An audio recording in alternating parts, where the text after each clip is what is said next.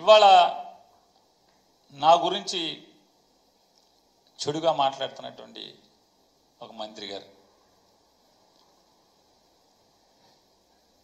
ఆయన తల్లకిందులు తపస్సు చేసి చేయని ప్రయత్నం లేదు. నా భార్య జయసుధ మీద కేసు కట్టించడం దగ్గర నుంచి ఆమెని అరెస్ట్ చేయడానికి ఎంత ప్రయత్నం చేశాడో అంత ప్రయత్నం చేశాడు. కానీ ఏ మాటకు ఆ మాట దీంట్లో చెప్పుకుని తీరాలి. చంద్రబాబు నాయుడు గారు మాత్రం అతను ఎన్నిసార్లు కలిసినా, నాని భార్యను అరెస్ట్ చేద్దామని చెప్పి ఎన్నిసార్లు కలిసినా ఆయన మాత్రం పొరపాటును కూడా మైండ్ ఏమన్నా చెడిందంటే ఇంట్లో ఆడవాళ్ళకి అరెస్టులు చేయడం ఏంటి? మన టార్గెట్ పేరు నానిగాడు, ఆయన వేసేయండి అంటే కాదు సార్, ఆడు కొడుకును కూడా వేసేయాలి సార్. సరే నీ కక్ష ఆడు కొడుకు మీద కూడా ఉంటే ఇద్దరిని కలిసి చేసేయండి, అంతేగాని ఇంట్లో ఆడవాళ్ళ మీదకంటే తప్పుడు పనులు అని చెప్పని ఆయన నడుచుకుంటూ వెళ్ళిపోయారు. ఇది అధికారులు ఉన్నారు సాక్ష్యం, ఎమ్మెల్యేలు ఉన్నారు సాక్ష్యం. టీడీపీ ఎమ్మెల్యేలు కొంతమంది ఉన్నారు, అధికారులు కూడా ఉన్నారు. నాదెండ్ల మనోహర్ గారు కూడా పక్కనే నుంచుని ఉన్నాడు ఈ కాన్వర్సేషన్ జరిగినప్పుడు. తప్పే ఉంది. రాజకీయ వైరం మాకు చంద్రబాబు నాయుడు గారికి ఉంది, కానీ ఆయన హుందాగా ప్రవర్తించినప్పుడు చెప్తాం తప్పే ఉంది. ఇవాళ రాజకీయ కక్ష లేదని మాట్లాడతారు. రాజకీయ కక్ష లేకపోతే సరాసరి మేనేజర్ మీద, నా మీద ఇప్పుడు జరిగే ప్రయత్నం అదే కదా. రేపో ఎల్లుండో, ఎందుకంటే 2వ తారీఖు స్క్వాష్ ఏదో వేసినట్టున్నారు మేనేజర్ ఇంట్లో వాళ్ళందరూ. 2వ తారీఖు ఏదో వాయిదా పడినట్టు ఉంది.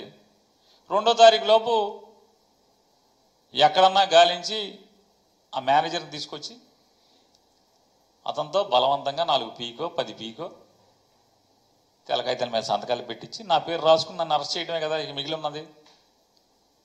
మనకు అర్థమవుతున్నది కదా, నన్ను నా కొడుకుని ఇద్దరిని అరెస్ట్ చేయడమే కదా ఇక మిగిలి ఉన్నది. కానీ ఇంట్లో ఆడవాళ్ళ జోలికి వెళ్తాం ఎంతవరకు అని అడుగుతున్నాను నేను అబద్ధం చెప్పాల్సినటువంటి పని లేదు. ఇది 100%, 100కి 100% జరిగింది.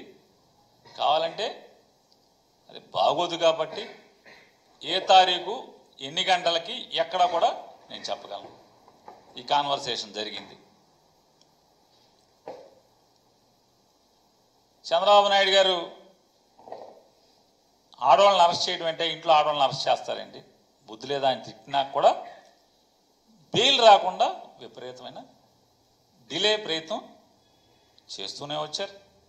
13వ తారీఖున బెయిల్ పిటిషన్ మూవ్ చేస్తే ఉద్దేశపూర్వకంగా పీపీలని మార్చి పీపీలని సెలవులు పెట్టించి 27వ తారీఖు వరకు, అది కూడా బలవంతంగా జడ్జి గారు నేను ఎట్టి పరిస్థితుల్లో వాయిదా ఇవ్వను, ఇవాళ చేసేస్తాను అని చెప్పిన తర్వాత 27వ తారీఖు చేయాల్సిన పరిస్థితి వచ్చింది.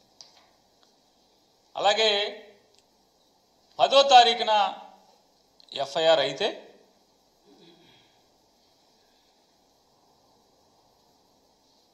ఏం చేయాలి?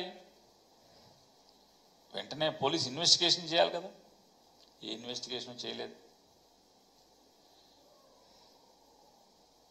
చివరికి 3 రోజుల తర్వాత 11, 12, 13వ తారీఖు 13వ తారీఖున రాజకీయ ఒత్తిడి మేరకు వెళ్ళి మేము తాళాలు ఇస్తామని చెప్పని మా అడ్వకేట్లు చెప్తున్నా సరే బలవంతంగా తాళాలు బ్రేక్ చేసి దాంట్లో ఉన్నటువంటి సరుకుని అగ్రిమెంట్ ప్రకారం అదంతా కూడా జాయింట్ లైబిలిటీ. సివిల్ సప్లైస్ ఏదైతే ఆ గోడౌన్లో దాచినటువంటి ప్రతి బస్తా జాయింట్ లైబిలిటీ. సివిల్ సప్లైస్ అధికారులు, గోడౌన్ యాజమాన్యం ఇద్దరు జాయింట్ లైబిలిటీ. జాయింట్ లైబిలిటీ అన్నా సరే, తాళాలు మేము ఇస్తాము తీస్తామన్నా సరే తాళాలని బ్రేక్ చేసి, ఏంటయ్యా అంటే ఆ తాళాలు బ్రేక్ చేయటం వెనక ఉద్దేశం ఏంటంటే వెంటనే లీగల్ టీం వెళ్ళారు, మొత్తం ఆశాంతం వీడియోలు తీస్తున్నారు. తాళాలు ఇస్తామన్నా సరే తాళాలు బ్రేక్ చేశారు.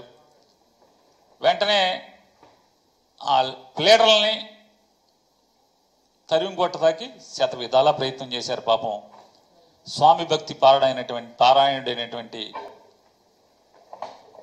ఇన్వెస్టిగేషన్ ఆఫీసర్ గారు, సర్కిల్ ఇన్స్పెక్టర్ గారు ఎంత బెదిరించినా అదిరించినా ప్లేడర్లు మాత్రం మా పని మేము చేస్తాం, నీవు ఇష్టారాజ్యంగా చట్టవిరుద్ధంగా అగ్రిమెంట్కి విరుద్ధంగా మీరు తాళాలు బ్రేక్ చేస్తారు కాబట్టి స్టాక్ మాకు నువ్వు ఇక్కడ ఏం చేస్తావు అని మాకు భయంగా ఉందని చెప్పని నీ దురుద్దేశం, నువ్వు పొలిటికల్ ఒత్తిడి, ఎందుకంటే మాట మాటికి ఫోన్ వస్తుంది పక్కెళ్ళి మాట్లాడుతున్నాడు, ఫోన్ వస్తుంది పక్కెళ్ళి మాట్లాడుతున్నాడు, అసహనం భరించలేకపోగా పక్కన ఉన్నటువంటి పోలీస్ కానిస్టేబుల్ ఎస్ఐలతో వీళ్ళు ఉండగానే అసహనంతో తిట్టుకుంటున్నాడు అధికారి, పోలీస్ అధికారి. ఈ లాయర్ నా కొడుకులేమో ఎల్లరు మన వదిలి బెదిరించిన అదిరించిన వీళ్ళేమో ఆపలేకపోతున్నాం, వీడియోలు తీస్తున్నారు. ఆయనేమో ఫోన్ చేసి లోపల ఎట్టగొట్ట గంజాయి మూట పెట్టమని చెప్పి ఆయన చెప్తున్నాడు. సావలేకపోతున్నాం అనేమో అతను అసహనంతో అతను తిట్టుకుంటాడు. ఆశాంతం చివరికి సీలేసి వాళ్ళు అక్కడి నుంచి వెళ్ళేంత వరకు కూడా వెళ్ళిన ప్లేడర్లు 10 మంది కూడా వీడియోలు తీస్తూనే అన్ని రికార్డ్ చేయడం జరిగింది. అంటే ఎలా ఉంది రాజకీయ కక్ష అనేది దానికోసం మీకు ఇవన్నీ వివరిస్తాను.